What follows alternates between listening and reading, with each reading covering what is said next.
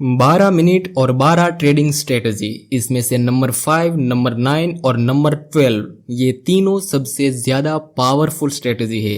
इसको मिस मत करना। Number 1, trend reversal. ये स्ट्रेटजी की खासियत यह है कि इसमें आपको बड़े बड़े रिस्क रिवॉर्ड रेशियो मिल जाएंगे, जैसे 1GEM4, 1GEM5 और कभी कभार 1GEM7, 8 भी। इसको यूज करने के लिए सिंपली आपको ट्रेंड रिवर्सल को आइडेंटिफाई करना है। लेट सपोज कि ये अप ट्रेंड है, मार्केट का स्ट्रक्चर है higher high and higher low. आपको देखना है रिसेंट हायर लो या फिर रिसेंट स्विंग, जो कि यहाँ पर है।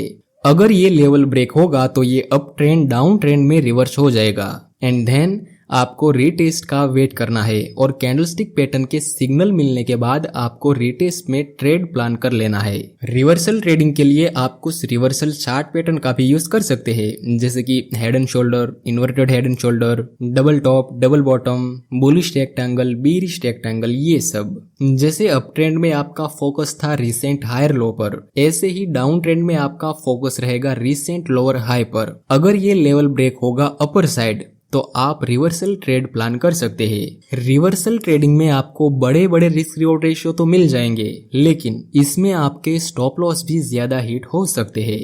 Number 2, breakout. आधे से ज्यादा ट्रेडर इसके ही पीछे लगे रहते हैं। I mean, ये स्ट्रेटजी काफी ज्यादा फेमस है और लोगों को ये पसंद भी आती है। इसमें अगर प्राइस किसी रेजिस्टेंस को ब्रेक करेगा तो इसे हम कहेंगे ब्रेकआउट। ब्रेकआउट होने के बाद हाई चांस होते हैं कि आगे से प्राइस अपर डायरेक्शन में मूव करे। जब दूसरी कैंडल इस ब्रेकआउट कैंडल के हाई के ऊपर क्लोज हो जाए तब इसमें आप ट्रेड कर सकते हैं एसएल ब्रेकआउट कैंडल के लो के नीचे। और इसमें अगर आप रिटेस्ट का वेट करेंगे तो वो तो और भी ज्यादा बेहतर रहेगा। सेम जब प्राइस किसी सपोर्ट को नीचे की तरफ ब्रेक करेगा तब हाई चांस रहेंगे कि आगे से प्राइस नीचे गिर सकता है। इसे हम ब्रेकडाउन कहते हैं।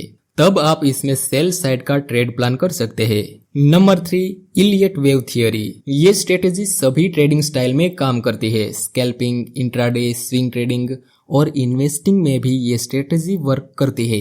इसमें जनरली 5 वेव बनती है जो कि लोगों की साइकोलॉजी को रिप्रेजेंट करती है। इसको यूज करने के लिए आपको टूल बार में इलियट वेव को सिलेक्ट कर लेना है।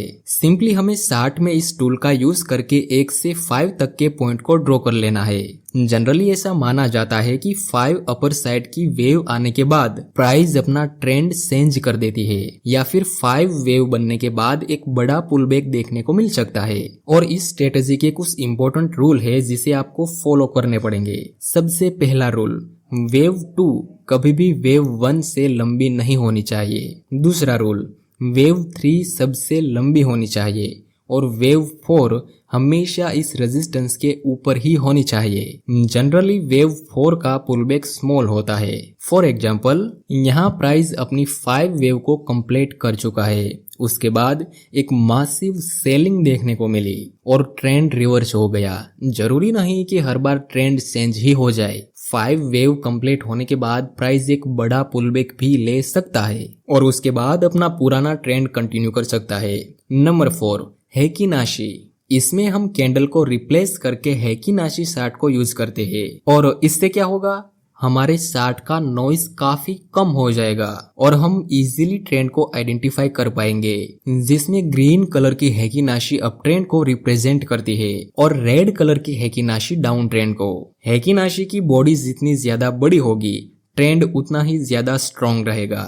नंबर 5, ये स्ट्रेटेजी मेरी पसंदीदा स्ट्रेटेजी में से एक है और इसकी एक्यूरेसी भी नेक्स्ट लेवल है और वो है कॉन्फ्यूज जोन। लेट सपोज कि यहाँ प्राइस डाउन ट्रेंड में मूव कर रहा था एंड देन प्राइस इस ट्रेंड लाइन तक आता है। फिर एक बीरिश प्लस कंफर्मेशन कैंडल का सिग्नल मिला। यहाँ क्या होगा पता है, कुछ लोग इस बीरिश ट्रेंड लाइन पे सेल करेंगे तो कुछ लोग इस सपोर्ट का ब्रेकडाउन देख के वेट करते होंगे कि हमें ब्रेकडाउन के रिटेस्ट पे सेल करने का मौका मिले, वो भी यहाँ पर शॉर्ट मारेंगे। और कुछ लोग इस बुलिश ट्रेंड लाइन का ब्रेकडाउन देखेंगे, वो भी यहाँ पर सेल में ट्रेड प्लान करेंगे। तो कुछ लोग यहाँ पर फिबोनाची को अप्लाई करेंगे, उसको भी फिबोनाची के 0.618 के लेवल के पास बेरिश सिग्नल मिला। मतलब अलग अलग लोग अलग अलग स्ट्रेटेजी का यूज करके एक ही जगह पर ट्रेड करेंगे, जिसको हम कहते हैं कॉन्फ्लुएंस जोन। अगर अलग अलग स्ट्रेटेजी एक ही सिग्नल देगी तब तो उस जोन की एक्यूरेसी भी नेक्स्ट लेवल ही होगी ना। इस वजह से ये स्ट्रेटेजी पावरफुल है। लेकिन हाँ, इसमें आपको बहुत ही ज्यादा ट्रेड नहीं मिलेंगे, लिमिटेड ट्रेड मिलेंगे, पर हाई एक्यूरेसी वाले ट्रेड मिलेंगे। आई थिंक आपको एक बार इसे ट्राई करना चाहिए। नंबर 6, आपने सुना होगा कि कुछ लोग सिर्फ लेवल का यूज करके ट्रेड करते हैं। आपको पता है वो सब कैसे होता है?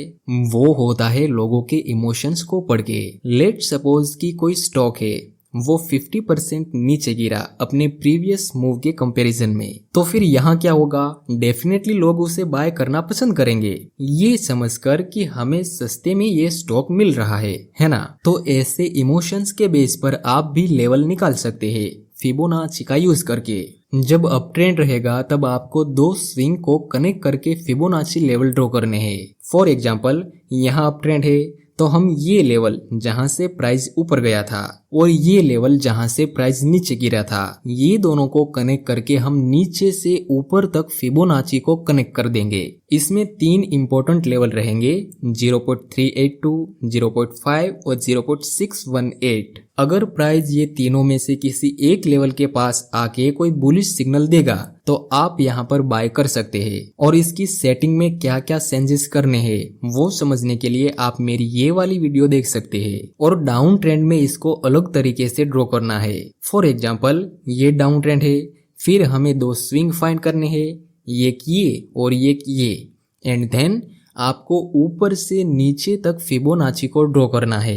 ये तीनों लेवल में से किसी एक के पास प्राइस आके कोई बिगरिश सिग्नल देगा तो आप सेल में ट्रेड प्लान कर सकते हैं। अप ट्रेंड में नीचे से ऊपर की तरफ फिबोनाची ड्रॉ करना है और डाउन ट्रेंड में ऊपर से नीचे की तरफ फिबोनाची को ड्रॉ करना है। Simple as that. Number 7, support and resistance. ये बहुत ही बेसिक स्ट्रेटेजी है, लेकिन 80 से 90% स्ट्रेटेजी में इसका ही यूज होता है। आप कोई भी स्ट्रेटेजी उठा लो, उसमें सपोर्ट रेजिस्टेंस तो होंगे ही होंगे। अगर प्राइस किसी लेवल से ऊपर जाता है तो आगे वो लेवल हमारे लिए सपोर्ट का काम करेगा। ऐसे ही अगर प्राइस किसी लेवल से नीचे गिरता है तो आगे वो लेवल हमारे लिए रेजिस्टेंस का काम करेगा।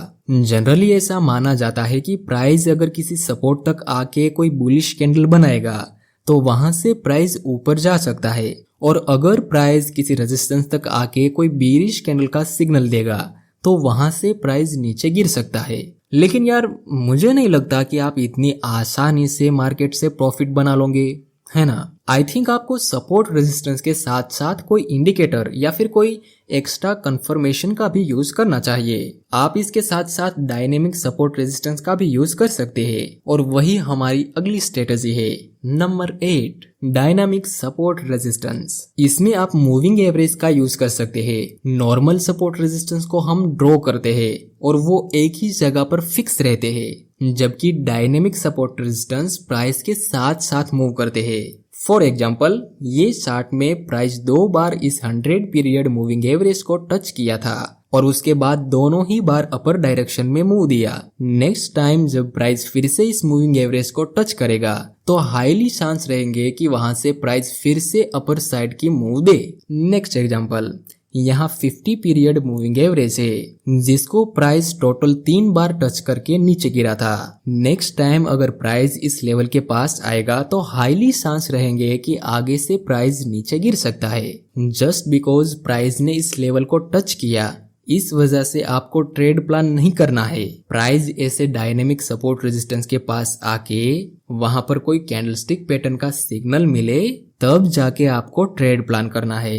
Number 9, That strategy is very powerful because इसमें हम ट्रेंड के साथ चलेंगे। मैं आपको एक बात बताता हूँ, आपकी स्ट्रेटेजी एकदम घिसी पिटी ही क्यों ना हो, अगर आप उसको ट्रेंडिंग मार्केट में अप्लाई करेंगे तब वो बेस्ट रिजल्ट देगी। इसमें सिंपली आपको कोई ट्रेंड आइडेंटिफाई करना है, अप ट्रेंड या फिर डाउन ट्रेंड। फॉर एग्जाम्पल, हमारे पास ये अप ट्रेंड है, अब हमें सारे इंपॉर्टेंट लेवल को ड्रॉ कर लेना है।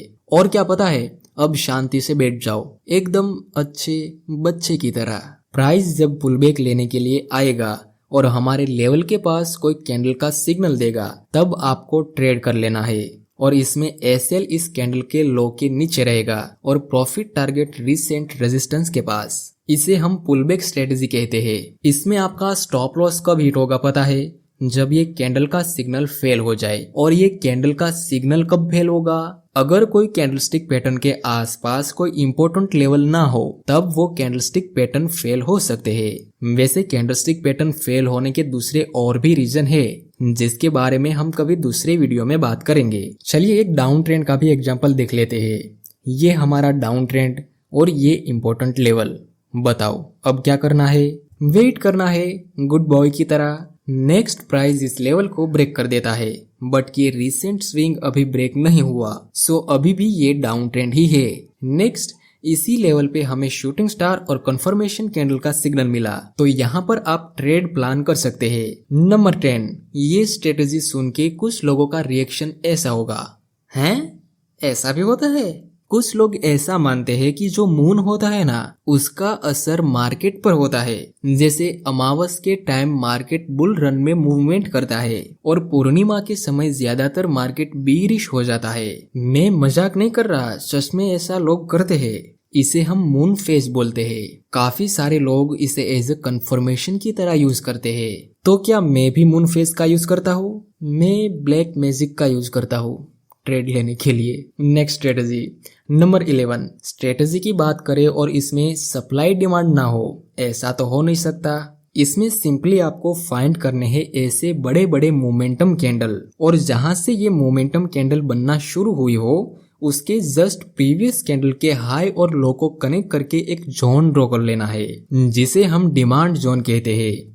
और जब आपको ऐसी बड़ी बड़ी बेरिश कैंडल मिले मोमेंटम वाली, तो इसमें जहां से ये मोमेंटम शुरू हुआ हो उसकी जस्ट प्रीवियस कैंडल का हाई और लो को कनेक्ट करके एक जोन ड्रॉ कर लेना है। इसे हम सप्लाई जोन कहेंगे। अगर डिमांड जोन के पास प्राइस आके कोई बुलिश कैंडल का सिग्नल देगा, तो वहां बाय करने की अपॉर्चुनिटी बन सकती है। एंड अगर सप्लाई जोन के पास प्राइस आके कोई बेरिश कैंडल का सिग्नल देगा, तो वहां पर सेल करने की अपॉर्चुनिटी बन सकती है। आखिरी स्ट्रेटेजी, ये कोई स्ट्रेटेजी नहीं लेकिन स्ट्रेटेजी के भी फादर है, और वो है रिस्क मैनेजमेंट और डिसिप्लिन। सबसे पहला रूल, आपको सिर्फ ऐसे ही ट्रेड करने हैं जिसमें आपको मिनिमम 1:1 से ज्यादा का रिस्क रिवॉर्ड रेशियो मिले।